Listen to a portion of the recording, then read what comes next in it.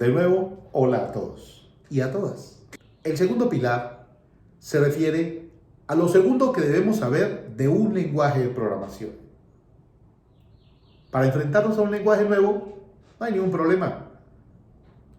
Necesitamos saber una segunda cosita. Ya vimos en el video anterior que lo primero que hay que conocer es el concepto de función y cómo se escribe en el lenguaje. Ahora viene lo segundo. Lo segundo es muy simple. Los operadores y los condicionales.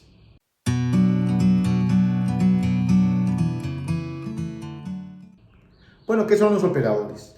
Los operadores son signos que representan operaciones. En computadores, las operaciones son de dos tipos: operaciones aritméticas y operaciones lógicas. Las operaciones aritméticas son las mismas que conocemos desde la primaria. Entonces ahí tenemos la suma, la resta, la multiplicación, la división. Algunos lenguajes tienen operador para la potencia, algunos lenguajes, pero no es un operador estándar. Pero son las operaciones básicas y están allí: suma, resta, multiplicación y división. La división de manera muy especial se representa en computadores con el slash, la barra inclinada. No con el signo de un puntico, un guioncito en el centro y otro puntico abajo, no, sino con la barra inclinada, que se conoce como slash. La multiplicación se representa con el asterisco, no con la X, en computadores. La suma, sí, con la cruz o el signo más, y la resta con el guión centrado, no el guión al piso, sino el guión centrado. Esos son los operadores estándar. Es decir, ¿qué quiere decir que sean estándar? Que se utilizan en cualquier lenguaje de programación. ¿Qué hacen esos operadores aritméticos? Generan resultados. Y los resultados son numéricos. Entonces, el segundo tipo de operadores son los operadores que generan resultados lógicos. Estos operadores se dividen en dos subgrupos. Están primero los operadores relacionales. Los operadores relacionales permiten obtener una respuesta verdadera o falsa dependiendo de la comparación que se haga.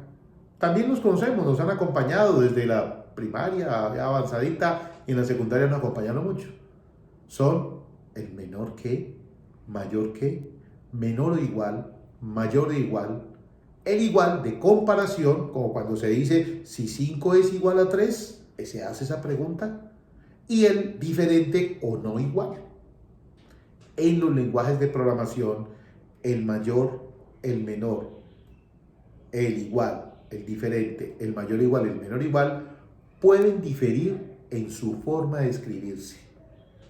En algunos se escriben de una manera, en otros se escriben de otra, particularmente el igual y el diferente, o no igual. Pero todo lo que hacemos es consultar a ver cómo se representa. El segundo subgrupo de operadores lógicos son los llamados operadores booleanos, en honor a su creador, George Boole. Estos operadores permiten establecer relaciones entre expresiones de relación o conectar expresiones de relación. Bueno, los operadores relacionales, como el mayor que, nos permiten preguntarnos si 3 es mayor que 2. Ahora, si 3 está guardado en una variable y 2 está guardado en otra variable, supongamos que el 3 está guardado en la variable A y el 2 está guardado en la variable B, nos podremos preguntar si A es mayor que B. Pero ¿cómo hacemos para conectar una expresión relacional con otra expresión relacional? Por ejemplo, ¿cómo hacemos para preguntar si A es mayor que B y si B es mayor que C? Entonces ese es un operador booleano. En su forma básica, todos los lenguajes tienen 3 operadores que son los fundamentales.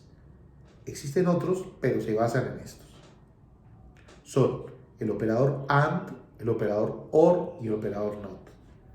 El operador AND permite conectar expresiones de relación y genera verdadero si ambas expresiones son verdaderas. Por ejemplo, 3 es mayor que 2 y 4 mayor que 3. Entonces la primera es verdadera, la segunda es verdadera, entonces la primera verdadero y verdadero nos da verdadero. En cualquier otra combinación da falso. El operador OR es el segundo operador booleano. Permite también conectar expresiones de relación, solo que toda la expresión dará verdadero si una de ellas es verdadera. Una de las expresiones que conecte es verdadera. Por ejemplo, 3 es mayor que 2 o 2 es mayor que 4. La primera es verdadera, la segunda es falsa. Verdadero o falso nos da verdadero. En el caso de que ambas sean verdaderas, pues es recontra verdadero. Si las dos son falsas, nos da falso. Con que una de ellas sea verdadera es suficiente para que toda la expresión sea verdadera cuando se conecta con un operador OR. El operador NOT lo que hace es que invierte el sentido lógico de la expresión. Invierte el sentido lógico de la expresión. Eso quiere decir que si nosotros tenemos escrito A es mayor que B y le anteponemos un NOT, estamos diciendo que A no es mayor que B. Sería equivalente a preguntarle si A es menor o igual a B. Pero, ¿por qué se utiliza el NOT? Porque hay muchas expresiones que no es suficiente con invertir su operador relacional. Por ejemplo, si tenemos la expresión A es mayor que B y B mayor que C, o A mayor que B y C mayor que D, y necesitamos invertir toda esa expresión, entonces lo que hacemos es que la ponemos entre paréntesis y le anteponemos un NOT, y ahí quedó completamente invertida la expresión. Y eso va a depender de la tabla de verdad. La tabla de verdad es el resultado de verdaderos y falsos que se obtienen cuando nosotros analizamos la expresión U, valor por valor, variable por variable. Esos son los operadores. Algunos lenguajes de programación utilizan otros operadores. En esos lenguajes como Java, como C, como Python son muy ricos en operadores. Realmente hacen gala de una cantidad de operadores que facilitan operaciones. Pero esos son los operadores en esencia. Y decíamos entonces que el segundo pilar que se necesita para entender un lenguaje de programación es los operadores y los condicionales. ¿Qué son los condicionales? Los condicionales son la forma como hacemos que el computador pregunte cosas. Pregunte cosas. Normalmente los lenguajes de programación tienen dos formas. El condicional simple.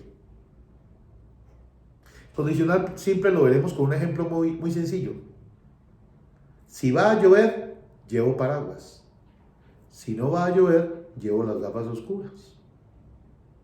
Ahí estamos diciendo, si sucede que va a llover, entonces, ¿qué voy a hacer? Llevo el paraguas. Si no, entonces voy a llevar gafas oscuras asumiendo que va a ser sol. Ese es el condicional simple. ¿Qué tenemos allí? Una pregunta sí condicional, a continuación una condición. En este caso, muchas palabras son redundantes, pero es necesario que sea así. Entonces, sí, con un sí condicional, a continuación una condición. Después, la acción, lo que se haría en el caso de que la condición sea verdadera. Si no, y allí se escribe después lo que se haría en el caso de que la condición sea falsa. Normalmente se marca el fin de ese esquema para que se pueda saber en dónde empieza y en dónde termina. De forma que es muy sencillo, muy simple entenderlo.